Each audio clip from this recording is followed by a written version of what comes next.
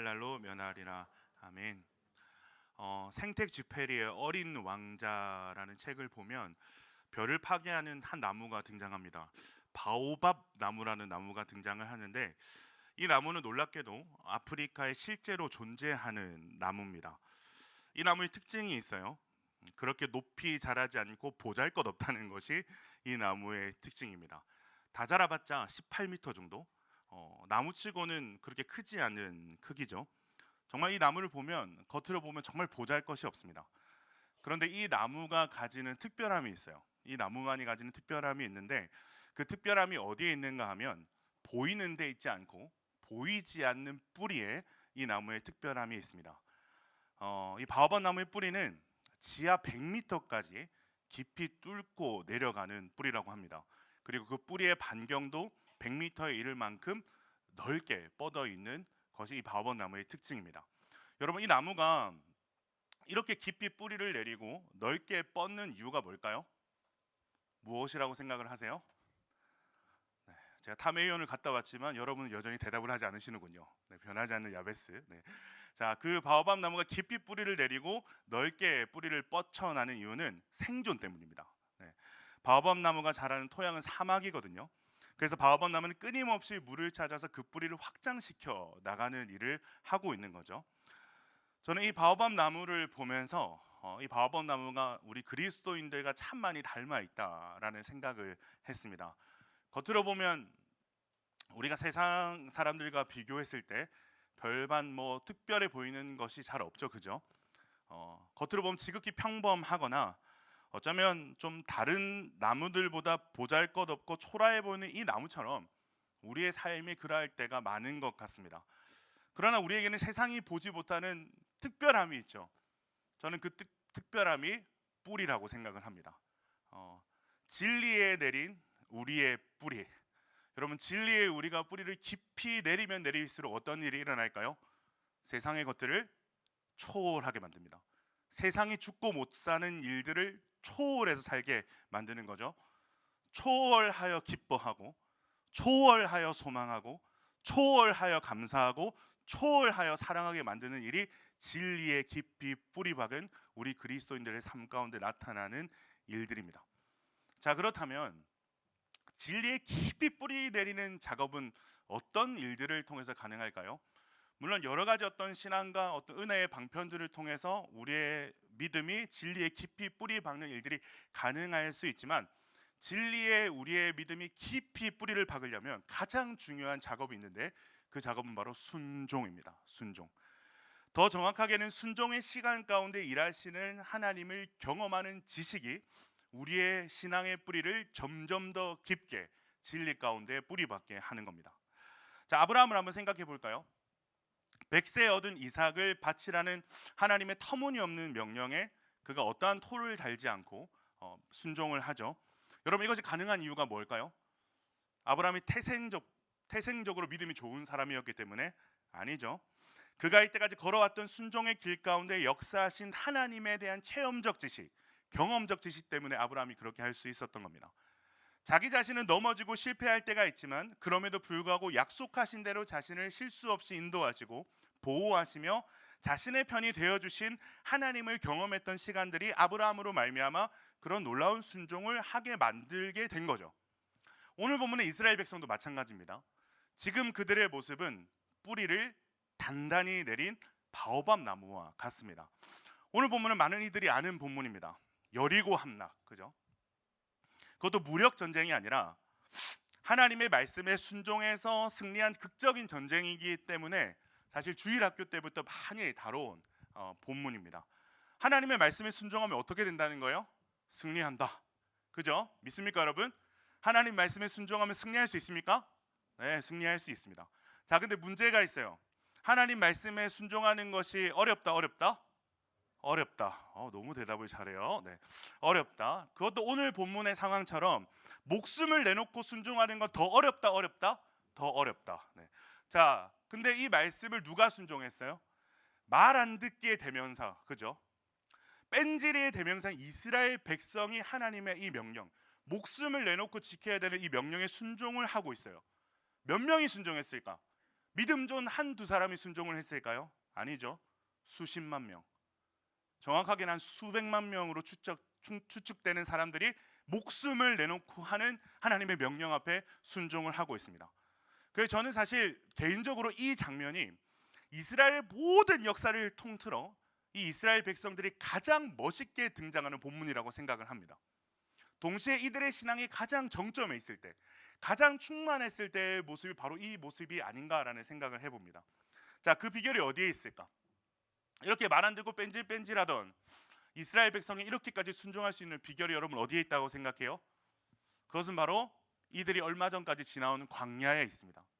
이들이 온몸으로 지나왔던, 진짜 온몸을 다해 지나왔던 광야가 지금 이 말도 안 되는 순종을 가능하게 한 거죠. 자, 그렇다면 이스라엘 백성은 광야 40년 동안 뭘 한 거죠? 하나님께서 이들에게 뭘 훈련시키시는 거죠? 바오밥 나무처럼 하나님이 말씀하시는 말씀, 그 진리에 뿌리를 내리는 훈련을 하나님께서 광야를 통해 하게 하신 겁니다. 여러분, 여리고성은 여러분 많이 들어봤겠지만 요새 중의 요새입니다. 그냥 평범한 요새가 아니라 요새 중의 요새예요. 1절에 보면 굳게 닫혔고 출입하는 자가 없더라라는 표현이 있는데, 원어를 보면 닫혔다는 동사가 2번 반복이 되고 출입할 수 없었다라는 용어가 한 번 더 쓰여서 아주 굳게 닫혀 있다라는 것을 강조하고 있습니다. 지금 이것이 광야를 통과해서 여리고성 앞에 있는 이스라엘이 경험하는 이 상황인 거죠.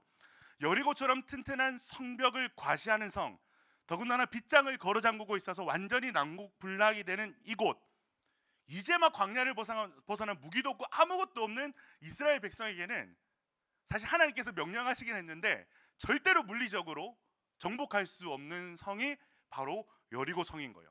자, 근데 하나님께서 뭐라고 말씀하시느냐? 우리 2절 말씀 같이 한번 읽어볼까요? 2절입니다. 시작. 여호와께서 여호수아에게 이르시되 보라, 내가 여리고와 그 왕과 용사들을 내 손에 넘겨주었으니. 자, 하나님께서 지금 이들에게 넘겨줄 것이라고 말씀합니까? 넘겨주었다라고 말씀하십니까? 미래형이에요, 과거형이에요? 과거형으로 말씀하고 계시죠. 넘겨줬다라고 말씀하고 계십니다. 하나님께서는 여호수아 이스라엘이 여리고 성을 상대로 이미 승리한 것이나 다름없다라고 말씀하고 지금 계신 거죠. 제가 최근 주일 설교에서 하나님의 관점에서의 하나님의 시간에 대해서 설명드린 적이 있어요. 자, 우리의 시간은 어떻게 된다 그랬죠? 과거, 현재, 미래와 같은 수평적인 우리의 관점으로서의 시간이 존재하는데, 하나님의 입장, 하나님의 관점으로서의 시각은 어떤 관점이죠? 수직적인, 한 방에 내려다보시는 관점으로 하나님께서는 이 모든 시간을 초월하여 바라보신다라고 했습니다. 그렇기 때문에 하나님께서는 이렇게 말씀하실 수 있는 거예요. 아직 일어나지 않는 일인데 일어난 것처럼, 이미 정복된 것처럼 하나님께서는 충분히 말씀하실 수 있는 분이신 거죠. 그래서 하나님은 넘겨주었다라는 과거형으로 지금 여호수아에게 말씀하고 계신 것입니다. 자, 그런데 이스라엘 백성이 아무것도 하지 않는데 하나님께서 이 여리고성을 넘겨주시느냐? 그렇지는 않아요. 아무것도 하지 않는데 넘겨주시면 정말 좋겠지만 그렇지는 않아요. 하나님께서 이들에게 요구하시는 것이 있습니다. 자, 6장 3절에서 5절 말씀 우리 같이 한번 읽어볼까요? 3절에서 5절입니다. 시작. 너희 모든 군사는 그 성을 둘러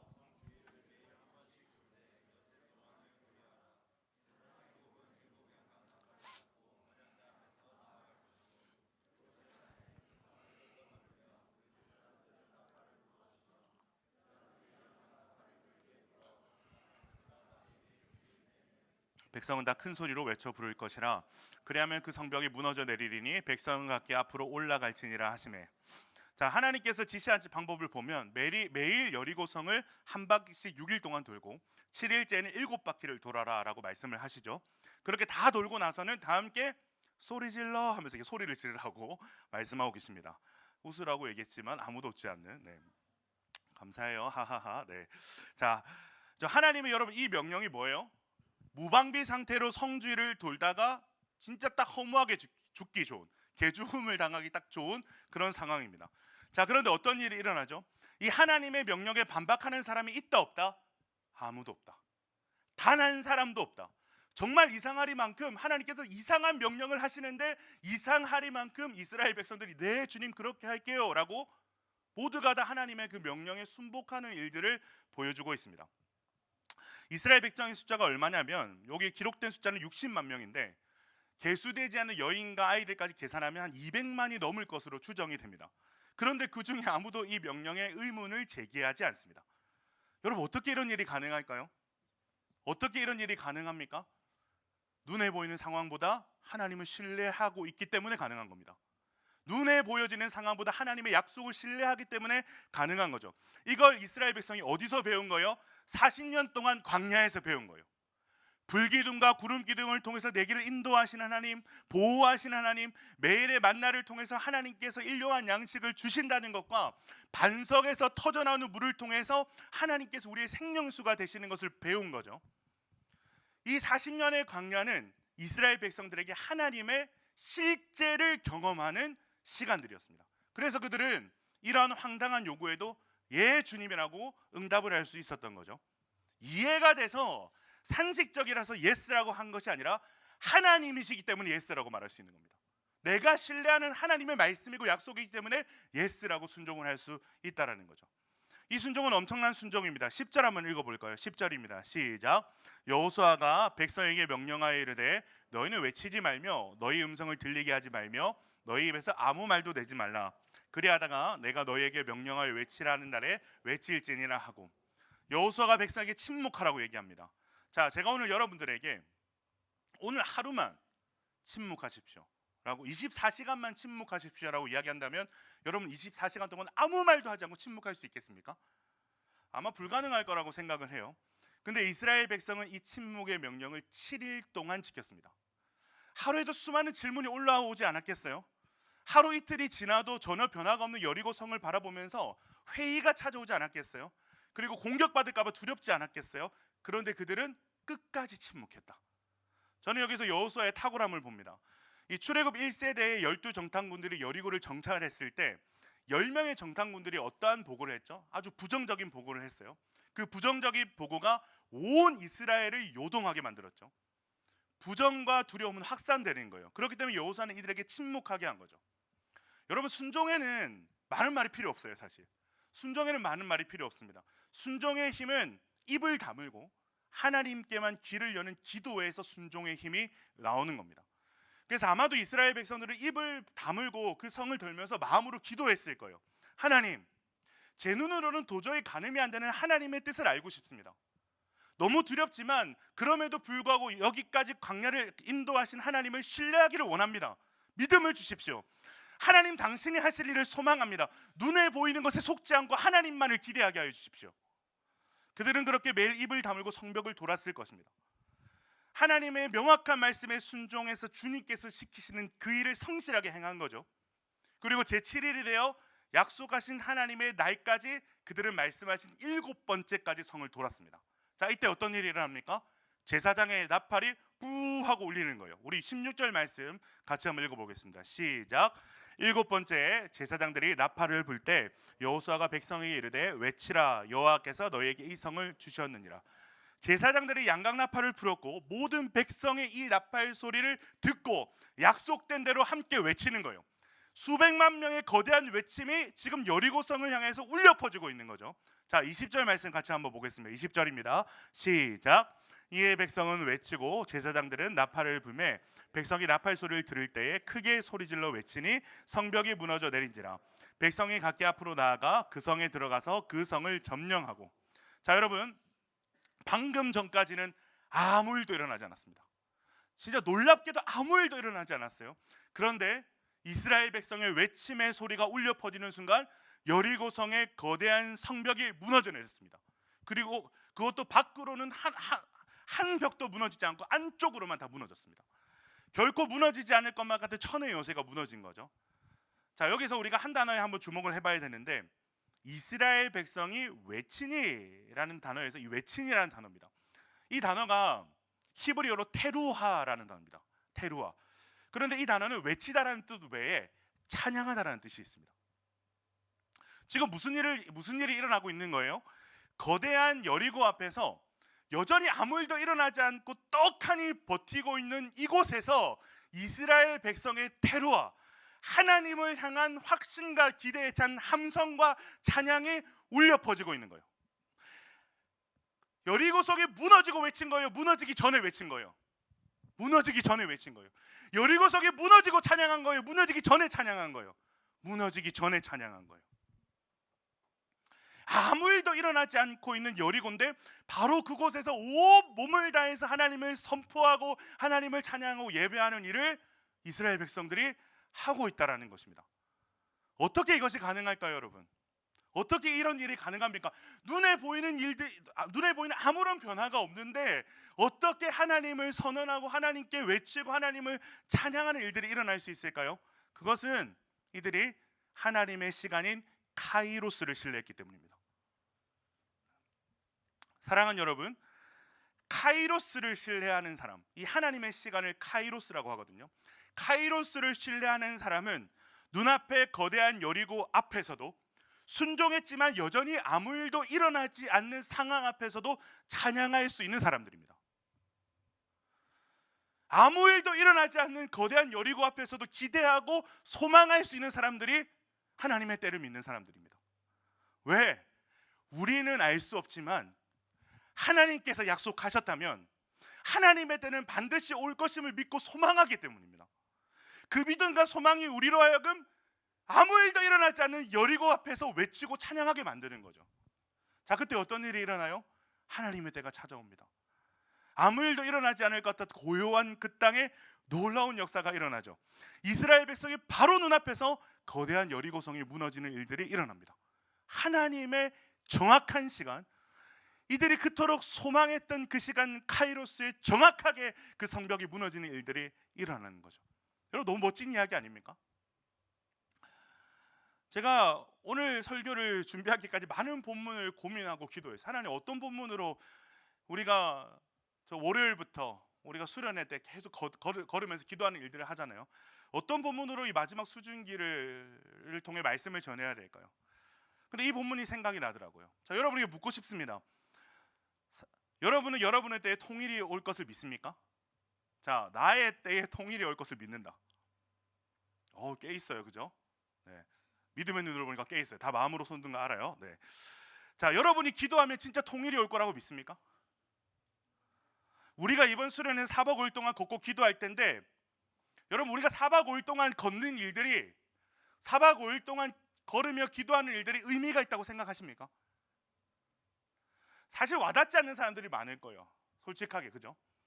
어쩌면 그 의미를 좀 찾기 위해서 이 수련회에 동참하는 사람들도 있을 것이라고 생각을 합니다. 저는 그런 의미에서 우리에게 있어서 어쩌면 저 통일이란 저 여리고 성벽과 같은 것이 아닐까라는 생각을 해봤어요. 너무 견고하게 잠겨 있어서, 너무 높고 거대해서 지극히 평범한 일상을 사는 우리들에게, 특별히 청년의 때를 살아가는 별로 가진 것도 없고 이룬 것도 없는 우리들에게 우리가 감당하거나 해결할 사안이 아닌 것 같이 느껴지는 거죠. 너무 우리와 동떨어진 일같이 느껴지는 거죠. 여러분, 당장 우리 눈앞에 해결해야 될 일들도 너무 많잖아요, 그죠? 내 인생 앞가림하기도 팍팍하지 않습니까, 그죠? 팍팍하잖아요. 근데 무슨 통일은 통일입니까? 네. 무엇보다 통일을 위해서 우리가 이번 우리 야베스만 기도했나요? 그렇지 않잖아요.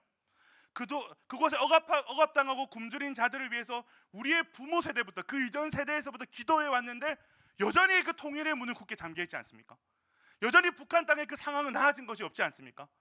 왜 우리는 100년 가까이 아무런 변화가 없는 일들을 지금도 해야 되는가? 여러분, 이유는 하나죠. 이유는 하나죠. 우리는 하나님의 때를 믿고 기대하는 하나님의 백성이기 때문입니다. 그 때가 우리의 때와 다를지라도 우리는 하나님의 때를 믿고 기대하는 하나님의 백성이기 때문입니다. 하나님의 때를 믿고 기대하는 하나님의 백성이기 때문에 우리는 여전히 변화없어 보이는 그 여리고 같은 그 통일의 장벽 앞에서 묵묵히 기도하고, 견고해 보이는 분단의 장벽 앞에서 하나님을 외치고 예배할 수 있어야 되는 줄로 믿습니다. 그리고 더 중요한 일이 뭐예요?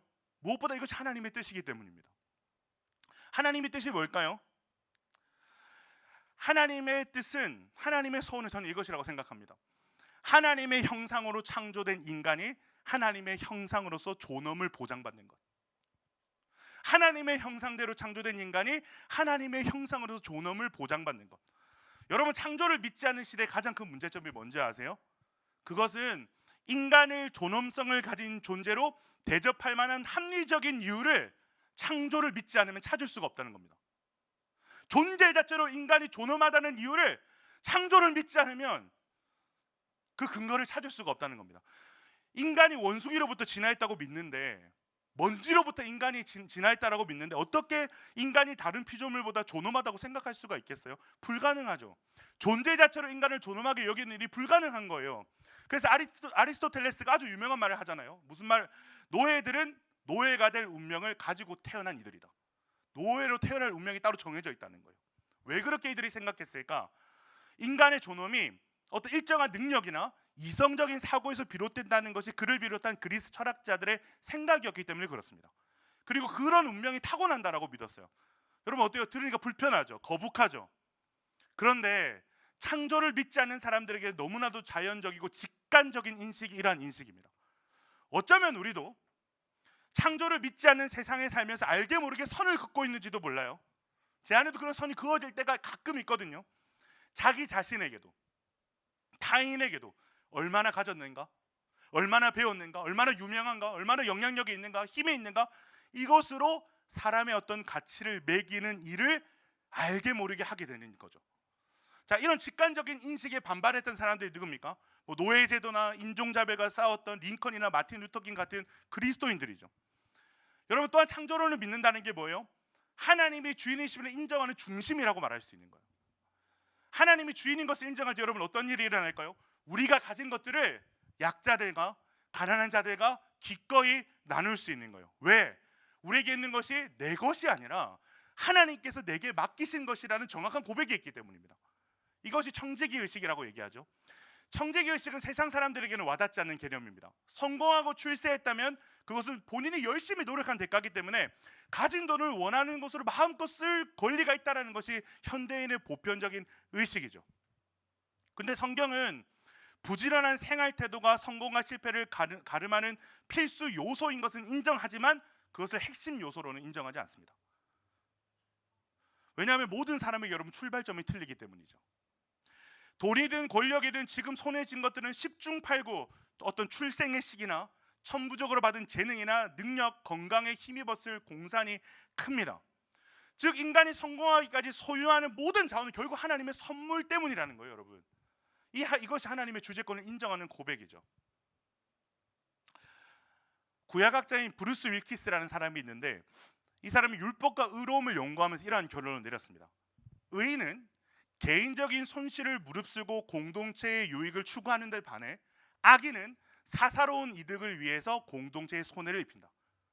즉 정의로운 사람들은 재물에 대해서 자신을 둘러싼 인간 공동체 전체의 소유라고 보지만 불의하고 부정한 이들은 동전 한 푼까지도 남의 것이 아닌 자신의 것이라고 완고하게 고집한다라는 겁니다. 여러분 실제로 구약에 보면 어떤 말씀이 있어요? 모든 소산에 가난한 자의 몫이 있어요. 이것은 가진 자들이 선심 쓰듯이 내어주는 것이 아니라 하나님께서 구분해 놓으신 마땅한 몫입니다. 마땅한 몫. 즉 우리가 가지고 누리는 것에는 반드시 그것을 누리지 못하는 자들의 몫이 있다는 거죠. 여러분이 누리고 가진 것들은 그것을 가지지 못하고 누리지 못하는 자들의 몫이 반드시 존재한다는 거죠. 그게 하나님의 뜻이라는 거죠. 하나님의 명령이라는 거죠. 이것에 대해 야고보 사도가 이렇게 말합니다. 야고보서 2장 14절 17절을 보면 형제 자매가 헐벗고 일용할 양식이 없는데 쓸 것을 주지하고 방관하는 자들의 믿음은 죽은 믿음이다. 형제 자매가 헐벗고 일용할 양식이 없는데 쓸 것을 주지 않고 방가하는 자들의 믿음은 죽은 믿음이다. 여러분 이것이 뭘 의미할까요? 우리가 받은 믿음, 우리가 받은 은혜는 반드시 약자들을 향한 행동을 수반하게 한다는 것입니다. 자, 그렇기 때문에 여러분 우리의 일상에, 우리의 목표에, 우리의 꿈에 어쩌면 가장 가까이에 있는 북한 땅에 굶주리고 억압당하고 고통당하고 죽어가는 이들의 자리가 없다면 우리는 우리의 이 죽은 믿음을 놓고 가슴을 찢고 간구해야 되는 것이죠. 저는 그렇기 때문에 우리의 기도가 의미 없다라고 보지 않습니다. 저 북녘 땅을 향한 우리의 기도가 결코 의미 없다고 생각하지 않아요. 어쩌면 우리에게 가장 필요한 기도가 아닐까라는 생각을 해봅니다. 월요일부터 시작된 우리의 발걸음 또한 저는 무의미하다고 생각하지 않습니다. 왜냐? 우리는 그 걸음을 걸으며 온몸으로 하나님의 뜻을 발견하게 될 것이기 때문입니다.